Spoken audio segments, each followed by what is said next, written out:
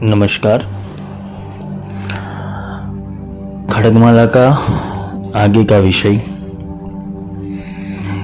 पिछले लेक्चर में हमने भगमालिनी नित्या के बारे में समझा था। कामेश्वरी भगमालिनी,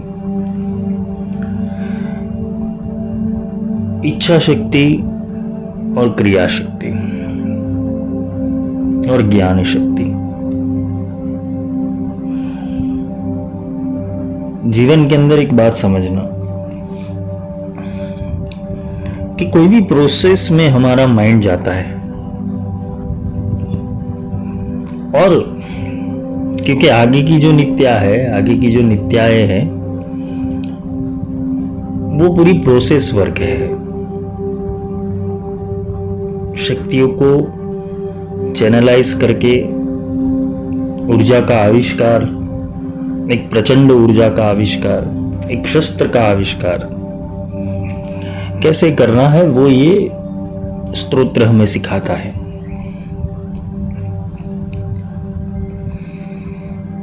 जो प्रोसेस है, एक थॉट प्रोसेसर है। विचार जहां से प्रकट हुआ है, या तो वो मन से हुआ होगा या आत्मा ने कुछ हिंट दिया होगा, या कुछ वाणी आई होगी, आत्मा के ऊपर अवतरित हुई होगी। आत्मा वो यूनिवर्स का सैटेलाइट पोर्टल है, क्योंकि आत्मा ही धारण करता है और आत्मा ही चैनलाइज करता है। उपनिषद के अंदर इसे वो की व्याख्या कहते हैं। मैं, तुम और वो। मैं यानी गुरु, तुम यानी शिष्य, वो यानी परमात्मा। उपनिषदों ने संज्ञा दी है, उंगली दिखाकर छोड़ दिया है। वेद ने भी वो ज्ञान को सिर्फ स्पर्श किया है, छोड़ दिया है। क्योंकि सारे सुक्त को देखने जाएंगे, जितने भी सुक्त है, उसका मूल भावार्थ मनुष्य को देवत्व की ओर या परम तत्व की ओर कैसे जाना है, वो ही सिखाते हैं। आध्यात्मिक प्रोसेस जब शुरू होता है तो बहुत सारी चीजों का बदलाव होना जीवन में जरूरी है। अगर तुम पहले जैसे ही रहे, वैसे के वैसे ही रहे, और तुमने बहुत सारी साधना कर ली, तो समझ लो कुछ भी बदलाव नहीं होगा। क्योंकि वो थॉट प्रोसेसर को, वो इच्छा शक्ति को आगे की ऊर्जाएं नहीं मिली। बीज तो बो दिया, पर कोई पानी डालने वाला नहीं है। ये संचारण कब होगा? श्री चक्र का संचारण कैसे होता है? जब तुम अपनी मूलभूत ऊर्जा के ऊपर आ जाओगे, जब तुम आत्मभाव में स्थित हो जाओगे, और आत्मभाव में स्थित होने के बाद तुम एक साक्षी की अवस्था में आ जाओगे, तब जाके तुम्हें ब्रह्मांड के जो भी ऊर्जा है, ब्रह्मांड के भीतर जितनी भी ऊर्जा है, चाहे तुम उसे महाविद्या कह लो, श्री विद्या कह लो, ब्रह्म विद्या कह लो, परमात्मा कह लो, चेतन कह लो, अवचेतन कह लो, जितना भी जड़ और चेतन ज्ञान है, वो सारा जब तुम्हें समझ में आने लगेगा, उसकी एक वाणी होगी। चेतन की भी एक वाणी है। चेतन बोलता है, छोटा चेतन नहीं, चेतन, चेतन, चैतन्य, ऊर्जा। वो तरंग स्पर्श करती है मस्तिष्क के ऊपर, बुद्धि तत्व के ऊपर, तुम्हारी वृत्तियों के अंदर, तब उसे पोषण मिलता है। पोषण दो रूप से होता है। गुरु की जरूरत क्यों पड़ती है? कोई भी परंपरा के अंदर, कोई भी सिद्धियों के अंदर, सिद्ध परंपरा के अंदर, महाविद्या की परंपरा के अंदर गुरु की जरूरत इसीलिए पड़ती है कि वो गुरु बीज तो डाल देता है, फिर तुम क्या करते हो? तुम अपने हिसाब से खेती करना चाहते हो और अपने हिसाब से खेती कर रहे हो, इसलिए कुछ फसल आ नहीं रही है क्योंकि तुमने पोषण भीतर से लिया हुआ है, जबकि भीतर अभी एक्टिवेट हुआ नहीं है, अभी बीज इम्प्लांटेशन हुआ है। मेरे गुरु दीक्षा के लेक्चर है, उसके अंदर बहुत गहराई से समझाया है मैंने। गुरु शक्ति पाठ करते हैं या तो दीक्षा देते हैं तो उनका प्राथमिक यही होता है कि तुम्हारे भीतर का जो स्वरूप है, आत्म स्वरूप है, वहां तक तुम्हारी चेतना को, वहां तुम्हारी चेतना को स्पर्श किया जाता है शक्ति से, जो गुरु की शक्ति होती है।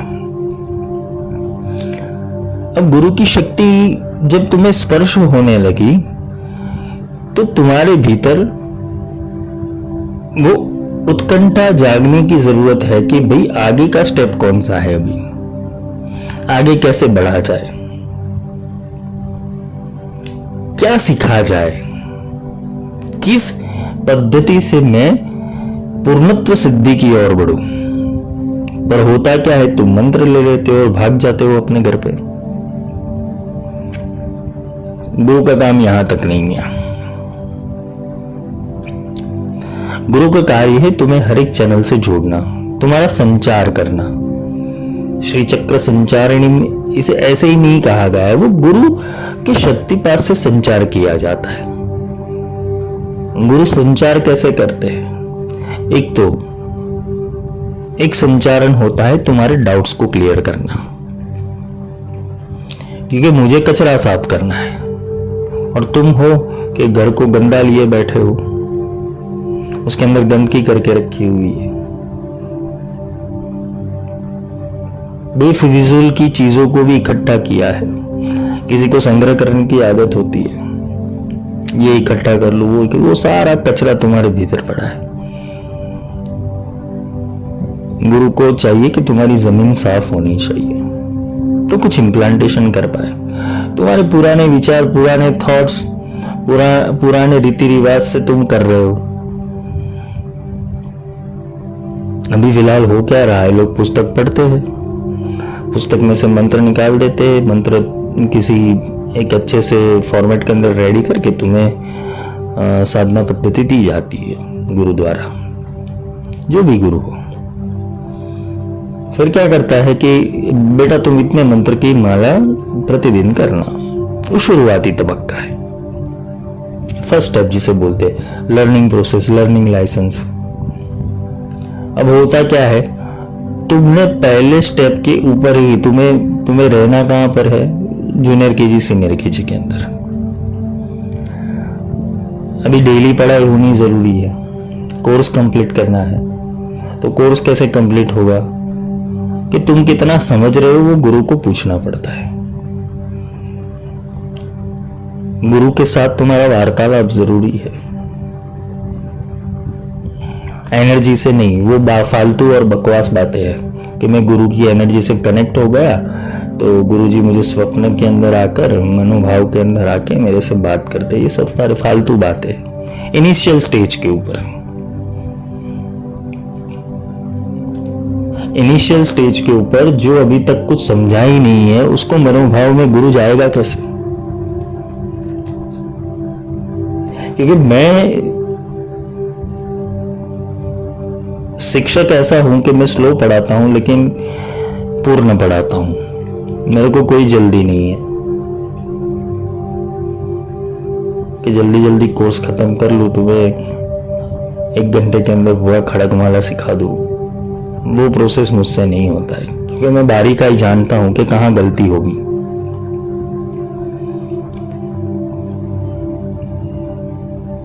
और जहां पर गलती होती है वहां पर तुम्हें सुधारने वाला कौन है? तुम खुद तो अपने मन मिट्ठू मियाँ ही बनोगे।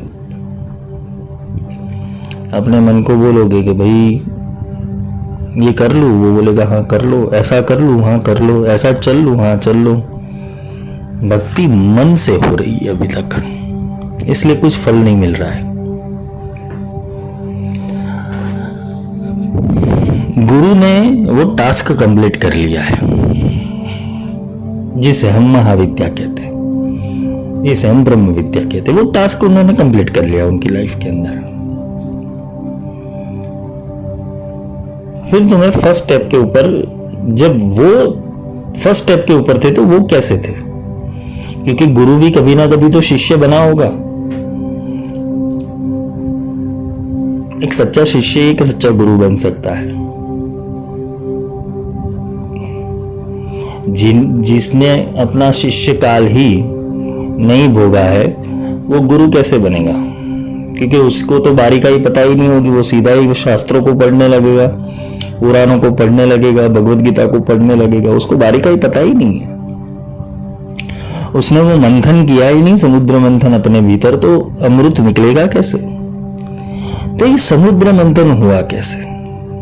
वो तो श्री सूक्तम में बताया मैंने, फिर भी उसके ऊपर प्रकाश डालता हूं कि जब तुम कोई भी चीज अपने अनुसार पढ़ रहे हो, अपने अनुसार देख रहे हो, अपने अनुसार समझ रहे हो, तब तक तुम एक अज्ञान के अंदर हो।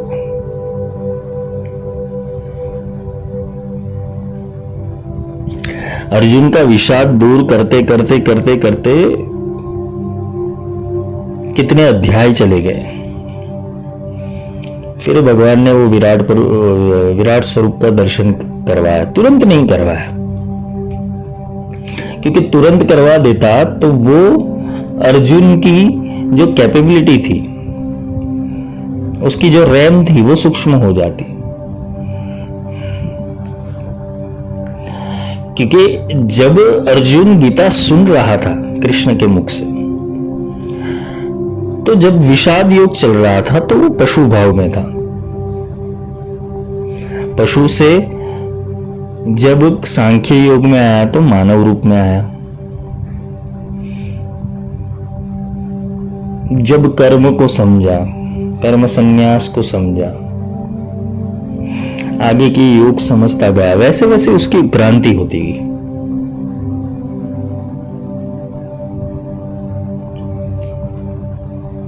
और उक्रांति होने के बाद भगवान ने उसे अपने परम तत्व के दर्शन कराए, जिसे ऊर्जा कहते हैं। अब साधक को क्या चाहिए? पहले ही दिन विराट स्वरूप देखना है।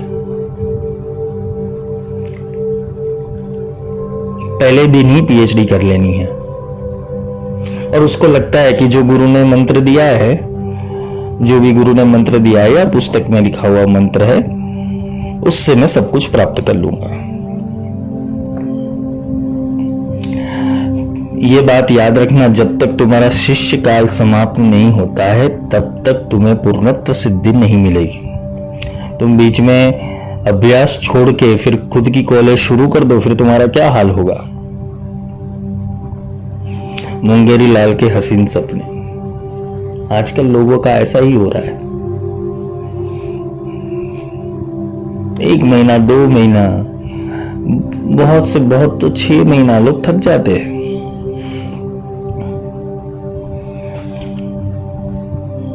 और फिर क्या कहेंगे? श्री चक्र, श्री विद्या मैंने यहां से लिया, यहां से लिया, यहां से लिया, लेकिन कुछ हुआ नहीं।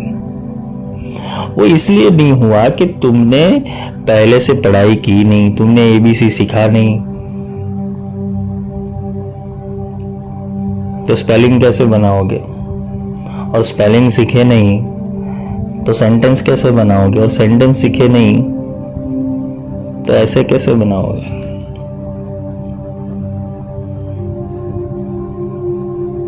जैसी पढ़ाई तुम स्कूल में कर रहे थे, वैसे ही पढ़ाई आध्यात्मिकता के अंदर होती है।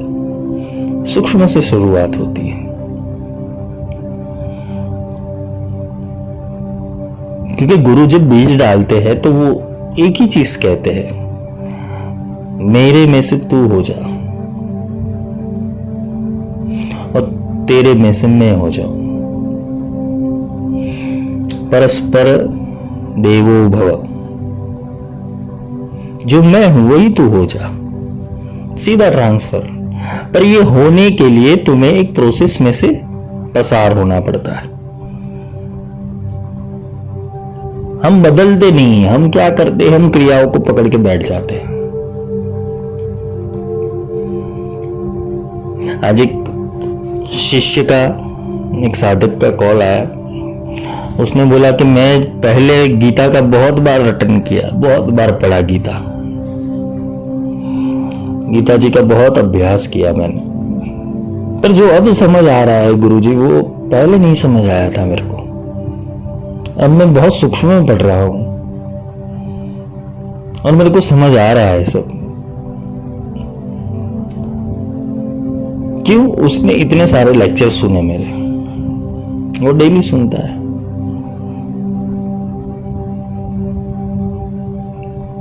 तो सुनने से हुआ क्या, उसके भीतर की ऊर्जा प्रकट हुई।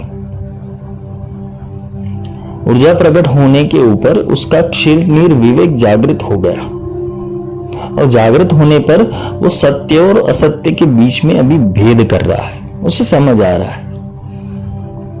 ऐसा नहीं कि उसे पूर्ण समझ आया है, पर अभी जो पहले कर रहा था उससे बेहतर स्थिति के अंदर है। क्यों? क्योंकि उसका थॉट प्रोसेसर इतने दिनों के अंदर चेंज हुआ। वो कुछ अलग समझने की कोशिश कर रहा है। वो शास्त्रों को अभी पढ़ नहीं रहा है, समझ रहा है।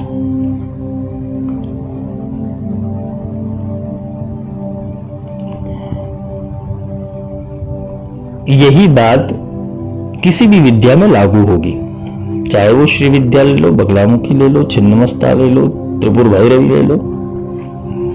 शुरुआत के कुछ समय तक तुम्हें गुरु सानिध्य में या तो गुरु की ऊर्जा में रहना पड़ेगा, मनोभाव में नहीं, मनोजगत में नहीं। वो एकदम फालतू चीजें है। क्यों? उसका कारण मैं बताता हूं। सोचो कि कोई भी गुरु ले लो, वो अपने आप को महान ही प्रचार करता है, या तो वो शास्त्रों की ऐसी ऐसी वाणी बोलेगा, आप उसको महान समझ लोगे। उसने एक चीज को दूसरी चीज के अंदर इम्प्लांट किया, दूसरी चीज को तीसरी चीज के अंदर इम्प्लांट किया, तुम्हें लगा कि वाह वाह बहुत बड़े गुरु जी है। पर उसकी जो कार्य प्रणाली है वो भी बोलते हैं ना, एक स्टेप से दूसरे स्टेप से दूसरे स्टेप से तीसरे स्टेप के वो कुत्ता रहता है, मेंढक की तरह। जिससे होता क्या है, वो जो तुम्हें सिखा रहा है उसका मनोभाव तुम्हारे तक जाएगा ही नहीं, क्योंकि वो खुद इनबैलेंस एनर्जी वाला है। तो तुम्हारे भीतर कैसे वो एनर्जी बैलेंस करेगा?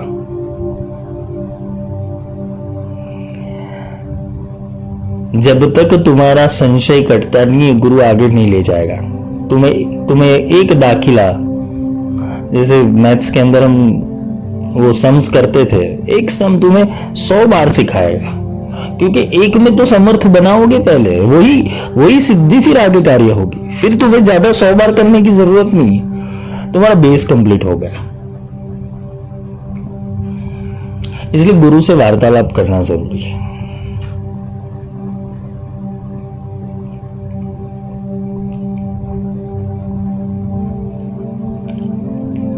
संशय वो आत्मा का दुश्मन है, ये समझ लेना। तुमने किसी भी प्रणाली को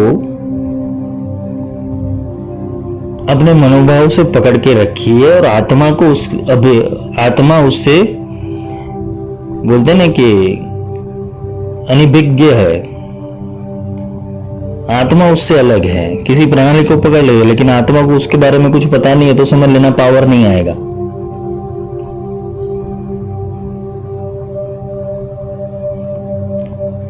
समझ आ रहा है? तुम जो भी साधना कर रहे हो, जो भी मंत्र कर रहे हो, जब तक आत्मा से एनर्जी नहीं आती है तब तक वो मंत्र कार्य नहीं करता, उसके अंदर ऊर्जा नहीं आती।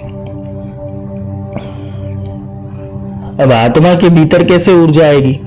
क्योंकि आत्मा तो ऑलरेडी सब कुछ जानकर बैठा है, लेकिन आत्मा वो सत्य और असत्य का साक्षी है। पहले तो वो समझ लो।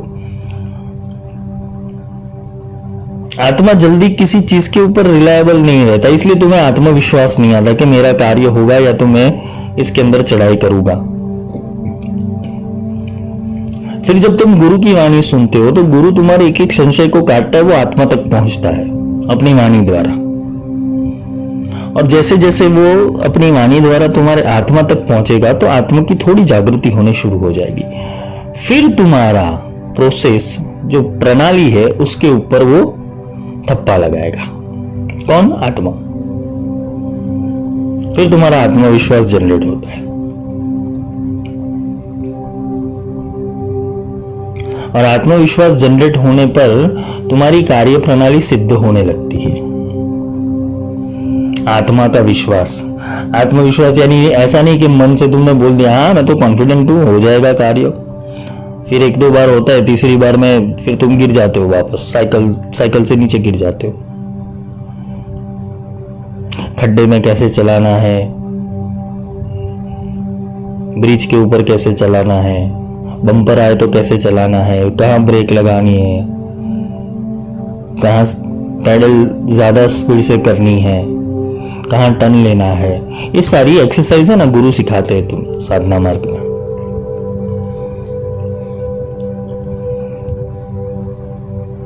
क्योंकि जो नित्य शक्तियां है वो नित्य शक्तियां ऐसे ही थोड़ी तुमने पूरा स्तोत्र पर लिया नित्य शक्ति प्रकट हो जाएगी। एक एक कलाओं को तुम्हारे भीतर से खुरेदना पड़ेगा, निकालना पड़ेगा। जैसे एम्ब्रॉयडरी करते हैं ना, सुई को इधर से निकाला, इधर डाला, कलर चेंज किया, फिर एक सुंदर एम्ब्रॉयडरी तैयार होती है। उसकी पहले ब्लू पैटर्न बनाई जाती है। जैसे बोलते हैं कि हम पेंसिल से या तो किसी जो बोलते हैं कि ब्लू पेन से एक डिजाइन बनाते हैं, फिर उसके अंदर एम्ब्रॉयडरी करते हैं। वैसा ही कुछ कार्य होता है। तुम्हारा ब्लूप्रिंट ऑलरेडी तुम्हारी आत्मा के अंदर पड़ा हुआ है, लेकिन उसको कैसे बुनना है, कैसे सुई धागे का प्रयोग करना है, वो गुरु जानते हैं। कि कलाओं को तुम्हारे भीतर से खोरे देंगे, बाहर निकालेंगे। क्योंकि शक्ति का प्रोसेस इतना इजी नहीं है कि तुमने आंखें बंद कर ली, विजुअलाइजेशन कर दिया और तुम्हारे सामने प्रकट हो जाएगी। तो गुरु वाणी से ये संचारण करते हैं, सत्संग से संचारण करते हैं। क्योंकि पहले तो प्रगट योगी नहीं होगी तुम्हारे पास श्री चक्र के अंदर, त्रैलोक्य मोहन के अंदर, भूपुर के अंदर, तो प्रगट योगी नहीं गुरु स्वरूप ही होती है पहले। कि तुम्हें सिखाना है, क्योंकि तुम अभी इंटरनल प्रोसेस के अंदर गए ही नहीं हो।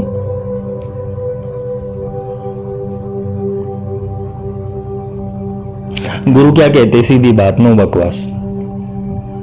गुरु ये सीखना है, गुरु वो सीखना है, गुरु इतना सीखना है, लेकिन पहले बेसिक तो सीख। तेरा बेसिक ही कंप्लीट नहीं है, तुझे कैसे आगे ले चलूं? और फिर क्या करते हैं लोग ऐसे गुरु के सामने? फिर क्या करते हैं? यार जाने तो बहुत टाइम बिगाड़ते, इससे अच्छा है यूट्यूब देख लूं, यूट्यूब से समझ लूं। फिर हो जाता है बेड़ा गर्क, क्योंकि यूट्यूब वाला जो बोल रहा है वो कुछ अदर लैंग्वेज है। उससे सम्मोहित होके वो इंसान ऐसा बोलता है, हाँ ऐसा हो सकता है, चलो मैंने ज्ञान ले लिया। अब तुमने ज्ञान ले लिया, लेकिन अनुभूति कहाँ की? अनुभूति कहाँ होगी? अनुभूति तो तभी होगी जब तुम ABCD सीखोगे।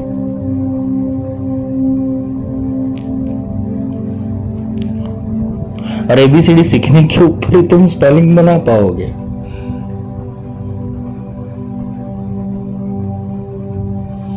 होती है यहां पर गलतियां।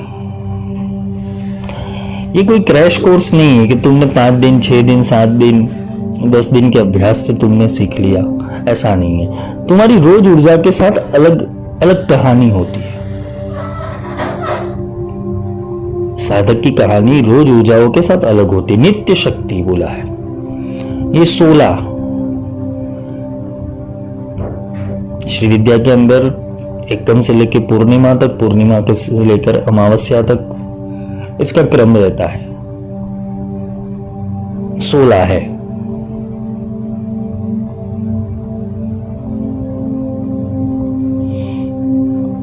तो तो ये एक एक कला को जागरूक करना पड़ता है। कुछ डालोगे तो फल पाओगे ना। तुमने कुछ डाला ही नहीं अपनी जमीन के अंदर तो निकलेगा कैसे? तुमने ऊपरी सतह के ऊपर बीज डाले हुए, जो चीज गलत है। काफी लोग कहते हैं कि गुरुजी आपके लेक्चर सुनते हैं वाइब्रेशन आते हैं, फील गुड होता है, पॉजिटिव फीलिंग आती है, या तो बहुत कुछ अभी तक का कचरा था जैसे हल्का हो गया मैं। तो क्यों ऐसा होता है? क्योंकि जमीन खोद रहा हूं अभी, और जितनी जमीन खुदेगी, जितनी अंदर की गीली मिट्टी आएगी हाथ में, फिर जाके कार्य होगा। नित्य किलने, ये आद्रा, ये किल्लनता, ये गिलास तुम्हारे भीतर प्रकट करनी पड़ेगी। यहां से ही सुगंध आएगी, क्योंकि तुम स्वच्छ हो गए। तुम्हारे अंदर भीतर अभी कुछ बोलते हैं ना कि घास फूस नहीं पड़ा हुआ है। जो जमीन के ऊपर का जो घास फूस होता है वो नहीं पड़ा हुआ है अभी। मिट्टी गीली है भीतर से। तो अभी कुछ डालूंगा, क्योंकि अभी भाव जुड़े, तुम्हारे भाव जुड़े। और जब भाव जुड़े तो जब भी बीज इंप्लांटेशन हुआ तुम्हारे अंदर, तो वो खड़ा होकर ही रहेगा, वो वृक्ष बनेगा ही बनेगा। इसलिए एक गुरु का सानिध्य बहुत जरूरी है। बहुत सारे लेक्चर्स करने वाले हैं, बहुत सारे अच्छे स्पीकर्स भी है हमारे भारतवर्ष के अंदर, वो सिखा देते हैं, लेकिन वो बाह्य मन के ऊपर टकरा कर वापस चले जाते, तुम्हें वापस उनको सुनना पड़ेगा। पर गहराई तभी जाके समझ में आएगी जब तुम एक चीज को पकड़ के चलोगे।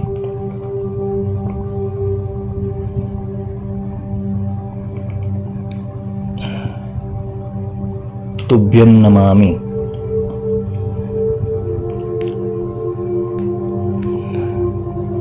इसको रोटेशन में लाओ, क्योंकि ये जो फ्लो है, ये जो फ्लो मिल रहा है ना तुम्हें अभी,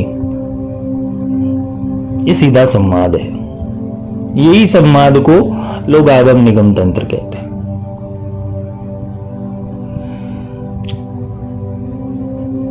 गुरु को परब्रह्म की व्याख्या इसीलिए दी गई है, साक्षात परब्रह्म, गुरु रैव परब्रह्म, वही परब्रह्म है। तुम्हारे पास कोई अदर ऑप्शन नहीं है वहां पर। तुम किसी ना किसी एक को गुरु बना लो, और एक से संतुष्टि नहीं होती है आत्मा की, तो तुम दूसरा चयन कर सकते हो। इसमें कोई गुरुद्रोह नहीं होता है, जैसा शास्त्रों में सिखाया है। क्योंकि जो तुम्हारे फर्स्ट स्टैंडर्ड में शिक्षक था, वो पीएचडी तो नहीं पढ़ाएगा तुम्हें। गुरु बदलते हैं। हाँ, फिर सदगुरु आता है, वो लास्ट अटेम्प्ट होता है, क्योंकि वो एनसाइक्लोपीडिया होता है, वो रिसर्चर है, उसने खुद रिसर्च किया है। अभी रिसर्च पेपर तुम्हें पढ़ा रहा है कि ऐसे होता है भाई, ऐसे ही होगा, कोई शॉर्टकट नहीं है।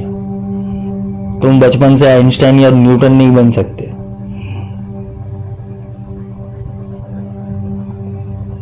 तुम्हें शिक्षा प्राप्त करनी पड़ेगी।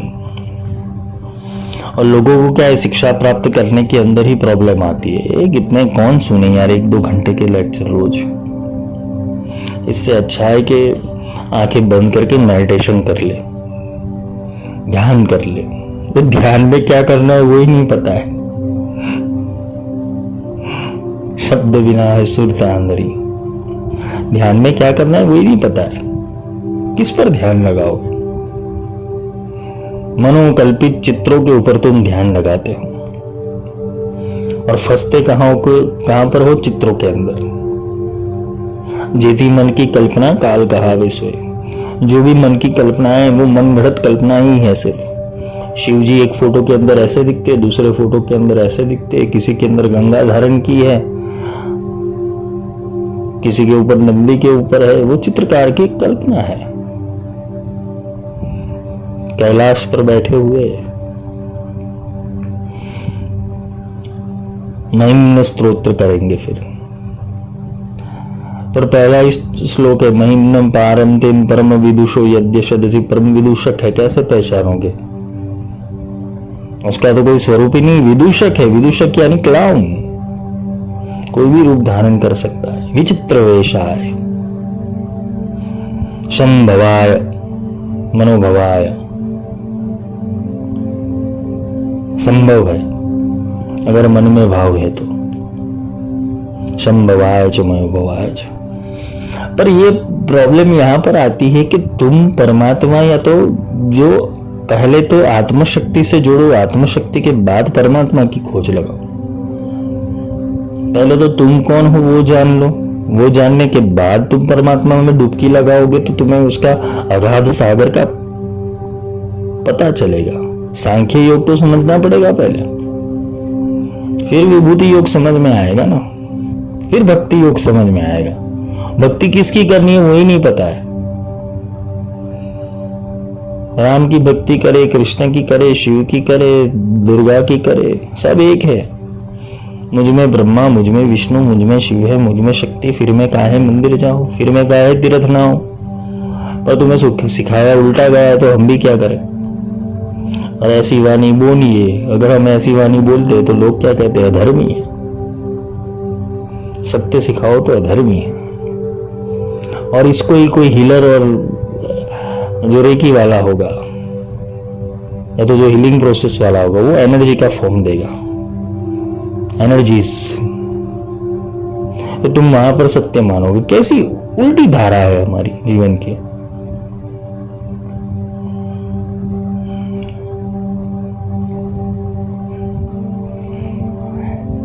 आदिम विज्ञान एक ही चीज के ऊपर टिका है, वो है तुम्हारे भाव के ऊपर।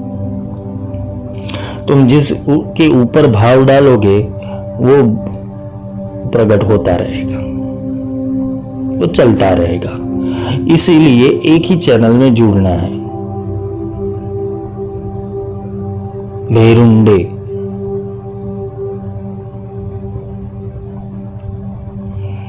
भेरुंड का अर्थ क्या होता है?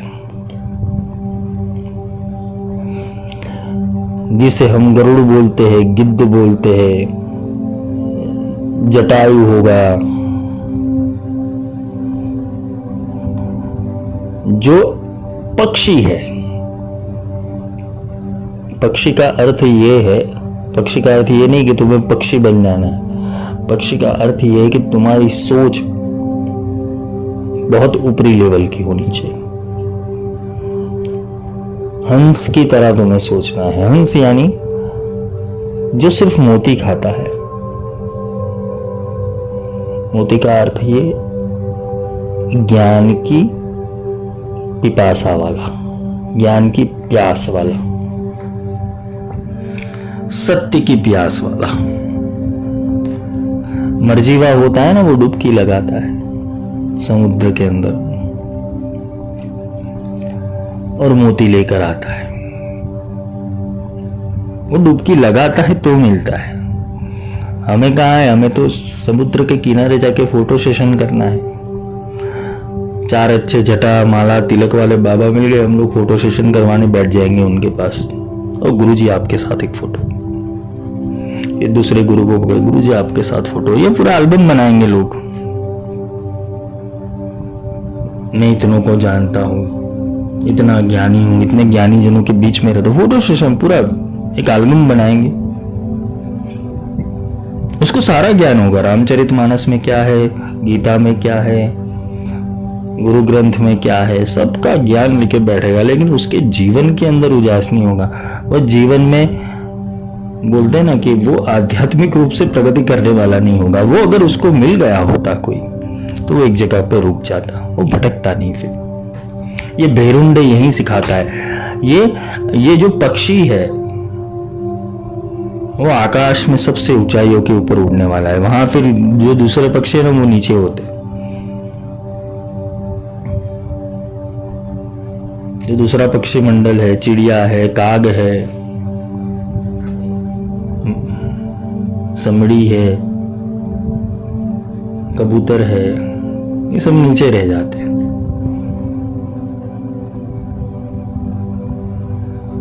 गरुड़ ऊपर उड़ता है, हंस ऊपर उड़ता है।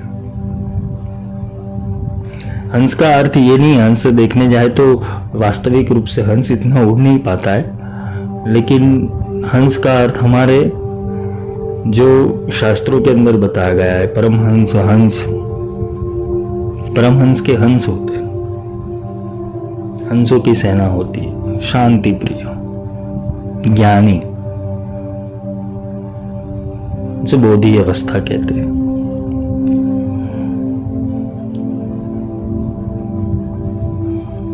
उड़ना पड़ता है, उड़ना यानी अपने विचारों को वो दिशा देनी पड़ती है, ऊंचाइयों के ऊपर तुम्हें बैठना पड़ता है, वो सोच, वो तर्क लगाना पड़ता है।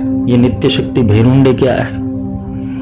वो शक्ति है तर्क लगाने की, और तर्क तभी जाके लगेगा जब गुरु तुम्हारे भीतर तर्क डालेंगे। अगर गुरु तुम्हें ऐसी साधनाओं में उलझा रखेंगे तो तुम्हारे भीतर तर्क का प्रोसेस नहीं होगा। निस्दिन सत्संग में राज, निस्दिन सत्संग होना चाहिए। सत्संग का अर्थ ये नहीं है कि तुम किसी लेक्चर को पकड़ के सुन लो। सत्संग का अर्थ है प्रतिदिन सत्य के करीब जाना, सत्य के संग में रहना। तो ये भेरुंडे यही सिखाता है कि हर दिन नई ऊंचाई उड़ान हमें प्राप्त करनी है। आज जो सीखा है कल उससे बेहतर सीखना है, और उससे बेहतर सीखना है, और सीखते जाना है। अनंत ज्ञान है ब्रह्मांड के अंदर, अनंत ज्ञान है। बस हमें हमारी जो ऊंचाई है, उड़ान है, बहुत गहरी और ऊंची करनी है। सूक्ष्म भी धारण करना है और विराट भी धारण करना है, क्योंकि अनिमा सिद्धि भी है, लदिमा सिद्धि भी है, महिमा सिद्धि भी है, पराकाम्य सिद्धि भी है, ईशित्व सिद्धि भी है, वशित्व सिद्धि भी है। क्योंकि सारी सिद्धियों को पार करने हेतु ये नित्य शक्ति की आवश्यकता पड़ती है। पहले नित्या जागती है, फिर सिद्धियां जागती है। क्रिएशन पहले आता है, इच्छा शक्ति, फिर ज्ञान शक्ति, और उसके अंदर बोलते हैं ना, उसके रोटेशन के अंदर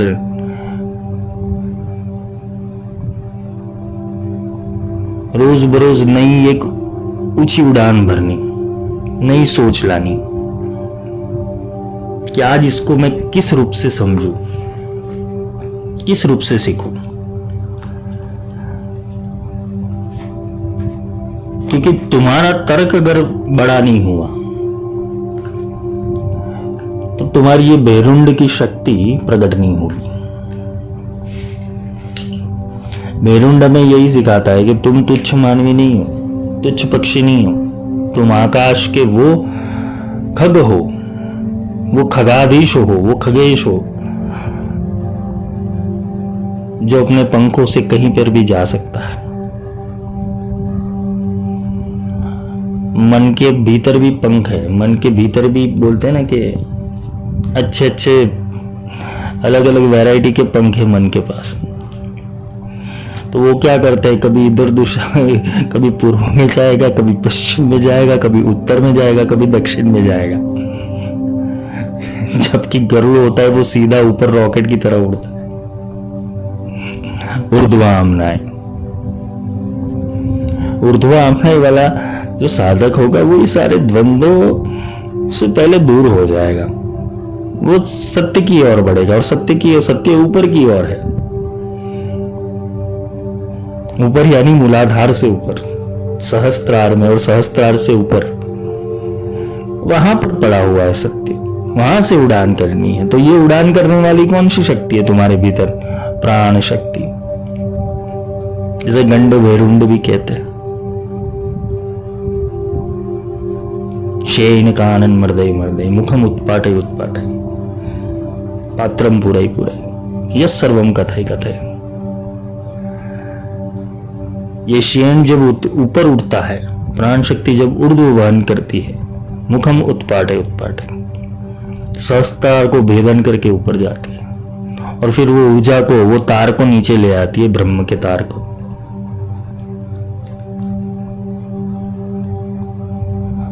पात्रम पूरा ही पूरा। कौन सा पात्र पूर्णा है? तुम्हारा शरीर रूपी पात्र,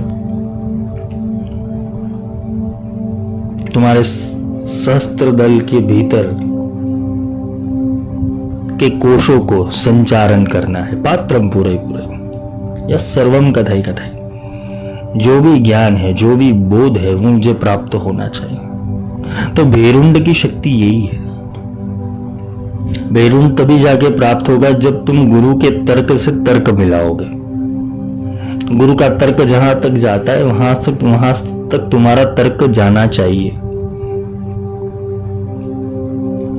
इसलिए बोला है सत्संग की आधी घड़ी सुमिरन वर्ष हजार, एक घड़ी आधी घड़ी आधी में पुनियाद।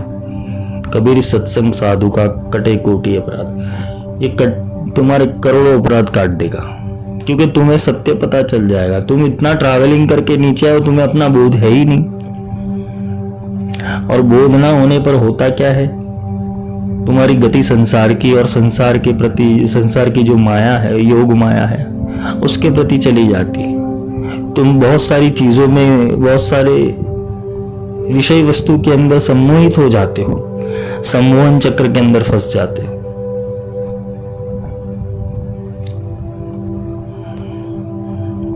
ये शक्ति तुम्हारे भीतर प्रकट होनी चाहिए, तुम्हारा तर्क बड़ा होना चाहिए।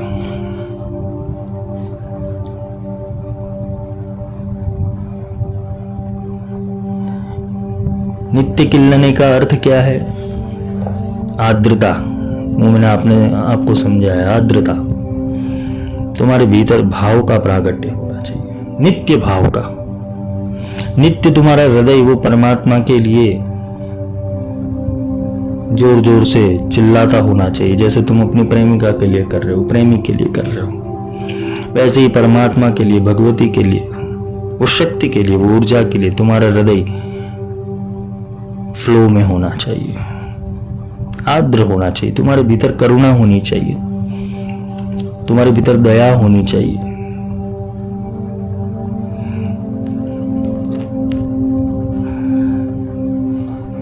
और भेरुंडे का अर्थ मैंने समझाया, वहिनी वासिनी और महावज्रेश्वरी। ये दो आज समझा देता हूं, फिर कल लेंगे। वहिनी वासिनी, वहिनी वासिनी, वासिनी का अर्थ वहन करना। इसमें कौन सी बड़ी बात कर दी? वहिनी वासिनी। सब लोग शांभवी शक्ति के बारे में जानते हुए, बहुत प्रचलित शक्ति है शांभवी।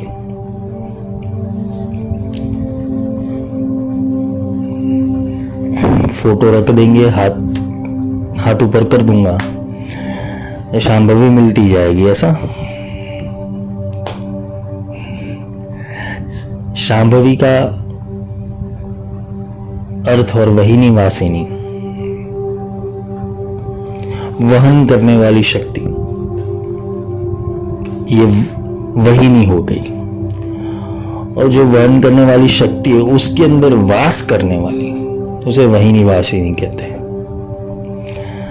जैसे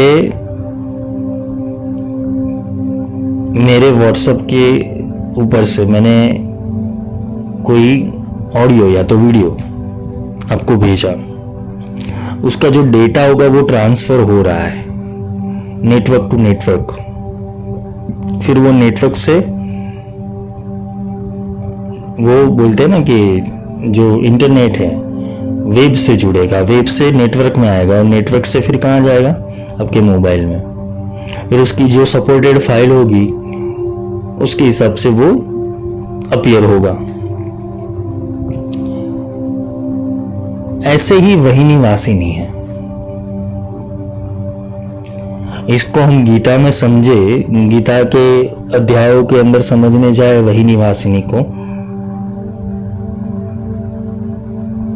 तो भगवान कृष्ण ने बोला है कि फूलों के अंदर सुगंध में हूं, सूर्य के भीतर तेज में हूं, पानी की तरलता में हूं,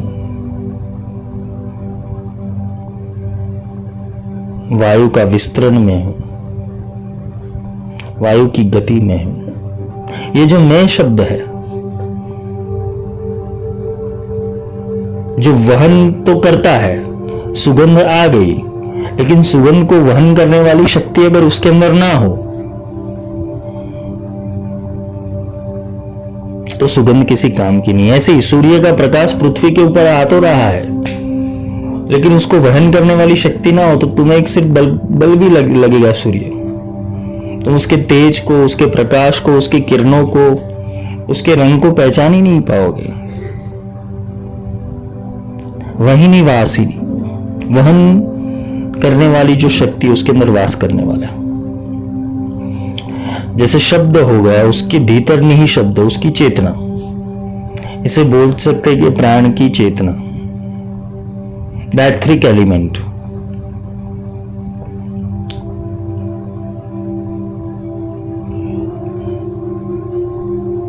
भगवती को सब चीजों के अंदर वहन करने वाली शक्ति बोला गया है, और ये नित्य शक्ति है।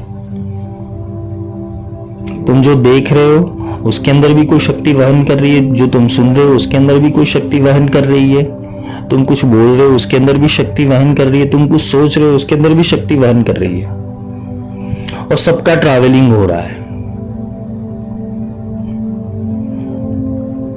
वो कहीं ना कहीं पहुंचाती है। अगर वो नहीं हो, वो ड्राइवर के रूप में ना हो, तो तुम्हारी गाड़ी ठहर जाएगी। तो तुम्हारे थॉट को,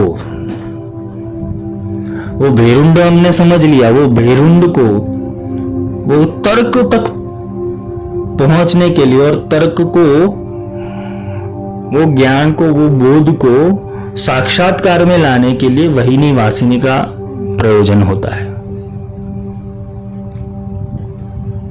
वो तर्क के अंदर समाकर वो ऊर्जा साक्षात्कार के रूप में प्रकट होती है, या तो वो सिद्धि के रूप में प्रकट होती है,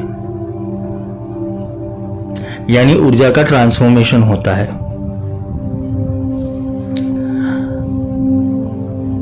इच्छा, क्रिया, ज्ञान और तर्क, तर्क से, बुद्धि से फिर कहां पर आ गए? कारण पर आ गए। कारण तो होना चाहिए ना किसी भी चीज का ट्रैवलिंग करने का। अगर तुम्हारी घड़ी के अंदर सेल ही नहीं है, तुम्हारे मोबाइल में बैटरी ही नहीं है, तो तुम्हारा मोबाइल चलेगा क्या? वो घड़ी चलेगी क्या? तो वही निवासिनी ये इस प्रकार से कार्य करती है, तो वो श्री विद्या के मूल तक ले जाती है। अगर तुमने श्री विद्या, वो बेरुंड शक्ति को समझ लिया कि नहीं, मुझे तो सर्वश्रेष्ठ ही बनना है, या तो मुझे सर्वश्रेष्ठ विद्या को प्राप्त करना है, उसके लिए मैं क्या कर सकता हूं, फिर गुरु जाके स्टेप देते हैं। तुम्हें पहले बहिर्याग में ही ले जाएंगे, फिर आंतरयाग कराएंगे।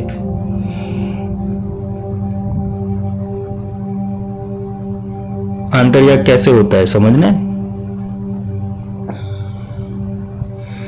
मैं अपने भीतर के चक्रों को देखूं और फिर एक एक झप करूं चक्रों पे, वो सब फालतू क्रियाएं बंद कर दो। मेरे शरीर में इतने चक्र है, श्री चक्र मेरे शरीर में ऐसे बैठा हुआ है, ऐसे जागरूक करूंगा, ऐसे उसका तर्पण करूंगा, मैं मानसिक पूजयामी, कल्पयामी, तर्पयामी, मार्जयामी कर दूंगा, तो इससे हो जाएगा। सब फालतू बकवास है। कैसे होगा अंतर्याग?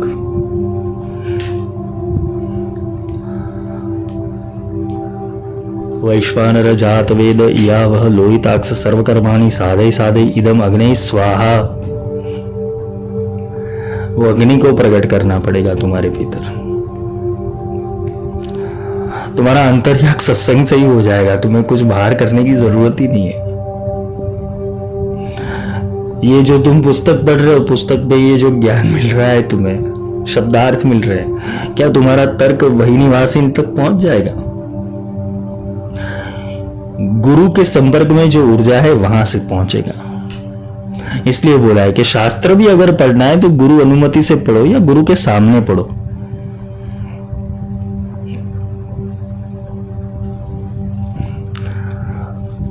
गुरु जो कहते हैं उस हिसाब से पढ़ो।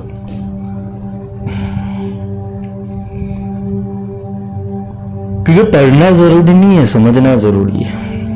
वही निवासी नहीं होगी तो तुम्हें वो ज्ञान की उपलब्धि की ओर ले जाएगी जो तुमने बैरून के भीतर सोचा था, बैरून शक्ति के भीतर। तुम्हारा आत्मा तर्क तो लगाएगा ऐसा है, पर वहां तक पहुंचने के लिए, जैसे देवी का स्वरूप ऐसा है, लेकिन वहां तक पहुंचने के लिए ये वही निवासिनी की जरूरत पड़ती है।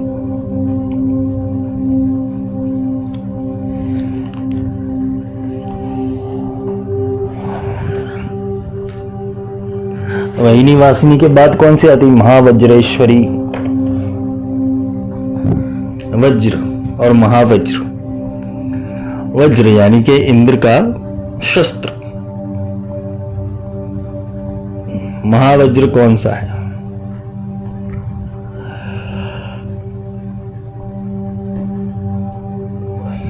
अब जब तुम वही निवासी के अंदर आ गए, वही निवासिनी, ये क्रिया को समझ लिया, फिर तुम्हारे ऊपर भी जैसे जैसे तुम्हें एक्सपीरियंस होते जाएंगे, जैसे जैसे तुम्हें अनुभव होते जाएंगे,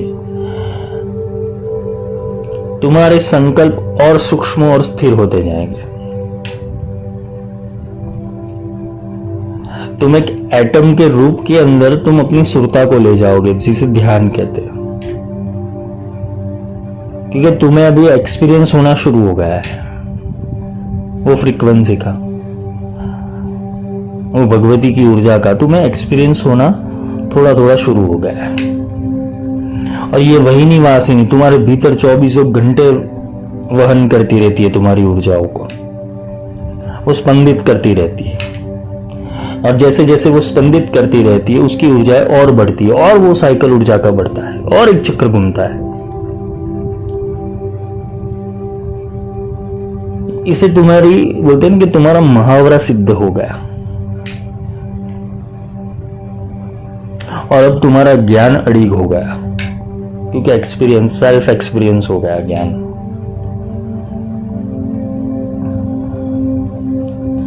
जब ये सेल्फ एक्सपीरियंस से जो बोध मिला, जो ज्ञान मिला, वो वज्र के समान अड़िग हो जाएगा, फिर वो हिला नहीं सकेगा कोई। देखो, वहन करने वाली भी वो है, इच्छा करने वाले भी वो है, क्रिया उत्पन्न करने वाली भी वो है, क्रिया करने वाली भी वो है, तर्क देने वाली भी वही है। वो तर्क को वहन में लाने के लिए भी वही शक्ति कार्य कर रही है, और वो ही एक्सपीरियंस करवाएगी। बगला तंत्र में बोला है, सांख्यान तंत्र के स्वमंत्र रक्षिणी विद्या,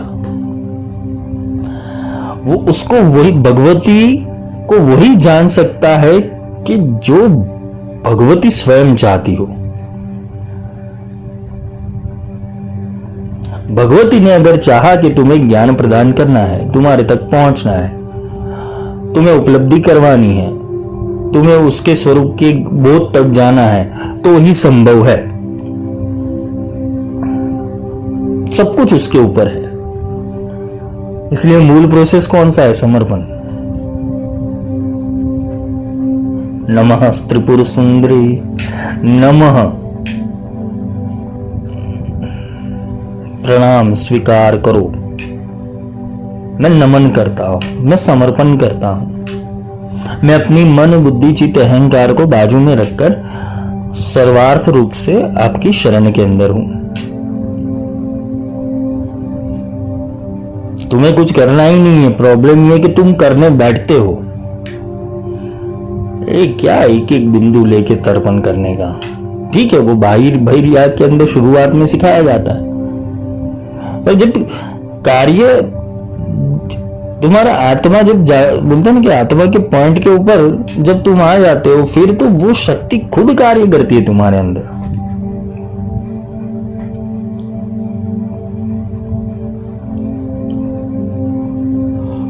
और शक्ति जब कार्य करती है तो वो खुद ही सब स्टेप अपने सेट करती है, वो चक्र भी अपने आप सेट करती है। तुम्हें कोई चक्रों का ध्यान करने की जरूरत नहीं है। फालतू का ज्ञान लेके बैठना ही मत जीवन के अंदर कि मैं लम लम करूंगा, बम बम करूंगा, शम शम करूंगा तो तुम्हारा कुछ होगा, अंदर कुछ हिलेगा, तुम्हारे चक्र हिलेंगे। ये सब फालतू की बातें हैं। गंगा आवाहन के ऊपर ही उतरती है और शिव जैसे बनोगे तभी जटा में धारण कर पाओगे, और तभी जाके तुम्हारी 7 पीढ़ियों का उद्धार होगा, 7 चक्रों का उद्धार होगा। आह्वान करना पड़ता है, और आह्वान के लिए तप की जरूरत है, समर्पण की जरूरत है, उद्धार की भावना हेतु उसका आह्वान करना है, नहीं कि सांसारिक कार्यों के लिए। ये समर्थ गुरु ही सिखा पाएगा तुम्हें, वरना तो तुम भटकते ही रह जाओगे, करते रहोगे 108 बार तुम खड़गमाला का मंत्र। चैंटिंग जरूरी है, ठीक है, हम ऊर्जाओं को स्पंदित करते हैं मंत्रों से, पर इसका ये अर्थ नहीं कि तुम उसके भीतर ही पड़े रहो। कभी समझने की कोशिश करो। महावज्रेश्वरी तभी जाके सिद्ध होगी जब तुम्हारा अनुभव बोलेगा, तुम्हारी प्राप्ति बोलेगी, ज्ञान की उपलब्धि बोलेगी कि नहीं वो है, वो मैंने उसको महसूस किया, वो मेरे साथ संवाद करती है। महावज्रेश्वरी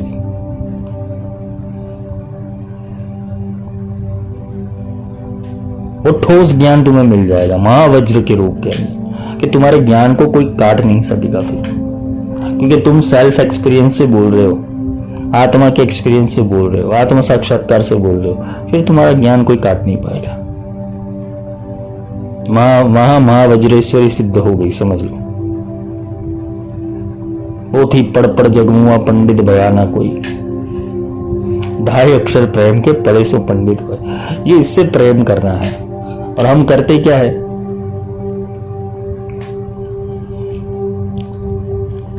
नित्य शक्ति को प्रकट करने के लिए क्या करते, क्या किया जीवन में नित्य शक्ति को प्रकट करने? नित्या की पूजा करनी जरूरत है ही नहीं, कोई तुम्हें उल्टा सिखा रहा है। ये सिर्फ बोध है, ज्ञान का एक प्रोसेस है, तुम्हारी सारी शक्तियों को एक चैनल के अंदर डालने का एक प्रोसेस है। वो शक्ति जब वहन करती है तो ऐसी ऐसी शक्तियां प्रकट होने लगती है। जब तुम समर्पण के भाव के अंदर आते हो, गुरु शक्ति पात देते हो, वो शक्ति से ही सब साधा जाता है। एक साधे सब सदे, सब सदे सब जाए। एक को साध लिया सब सज जाएगा। तुम सबको साधने जाते हो, प्रॉब्लम यहीं पर है। मुझे किसी किताब की जरूरत नहीं, मुझे पुस्तक पढ़ना, यानी बोलते ना कि फीवर आ जाता है पुस्तक पढ़ने के अंदर। क्यों पढ़ना? एक्सपीरियंस कर लिया, अब एक्सपीरियंस बोलेगा तो उससे ही कार्य आगे बढ़ेगा ना। ऐसे तो 1000 ग्रंथों के अंदर कितनी सारी बातें लगी है, सबको पढ़ने जाऊंगा तो रोज का समय बिगड़ेगा। इससे अच्छा है आव्यामी स्थापयामी नमो, सीधा कार्य कारण। भगवती क्या बोलेगी, तू भाई इतना घंटा पूजा कर तो ही मैं तुझे प्रेम करूंगी, ऐसा माँ कभी ऐसा करती है क्या तुम्हें? माँ बोलेगी बेटा तू एक काम कर, 10 घंटे कार्य कर मेरे लिए, और कार्य कर तो ही मैं तुझे खाना दूंगी, ऐसा करती है माँ? तुम्हारी स्थूल माँ ऐसा नहीं करती, ये तो जगत की माँ है, कैसे कर पाएगी? प्रेम करना आया नहीं।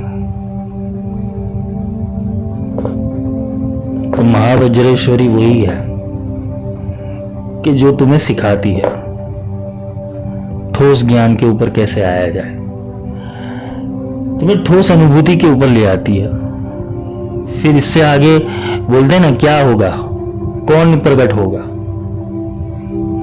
इससे आगे प्रकट होता है जो अगली नित्या है, शिवदूती है। इतना प्रोसेस हो गया ना, फिर शिवदूती कार्य करती है, मैसेंजर ऑफ गॉड। इसे तुम संत समझो, महात्मा समझो, साधु समझो, गुरु समझो, मैसेंजर। जगत कल्याण हेतु, खुद के कल्याण हेतु नहीं। वो मैसेंजर तभी कार्य करती है जब तुम्हें जगत का कल्याण करना हो, वो भी निस्वार्थ रूप से, कोई स्वार्थ ना हो, तब जाके शिवदूती कार्य करती है। तुम्हें उसमें डूबना है। प्रॉब्लम यहां है कि हम मंत्रों के अंदर डूब गए हैं, श्लोकों के अंदर डूब गए हैं, क्रियाओं के अंदर डूब गए। हमें डूबना है वो परम तत्व के अंदर, वो मूल त्रिपुर सुंदरी के अंदर, वो चेतना के भीतर डूबना है। और हम कहां डूब रहे हैं? क्रियाओं के अंदर। कोई भी बड़ी पूजा प्रेम से बड़ी नहीं है। जिसने प्रेम करना सीख लिया, जिसने समर्पण करना सीख लिया, उसको सब आ गया। उसको फिर कोई चक्र पूजन की जरूरत नहीं है।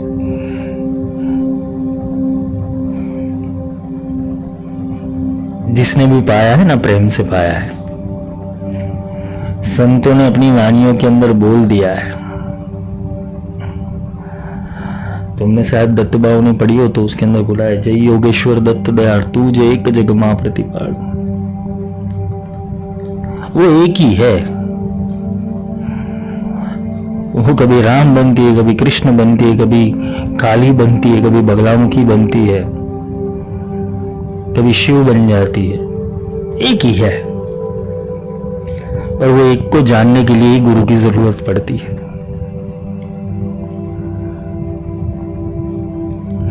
आगे का लेक्चर कल करते, कल शिवदूती समझेंगे, जो आगे की नित्य है वो समझेंगे।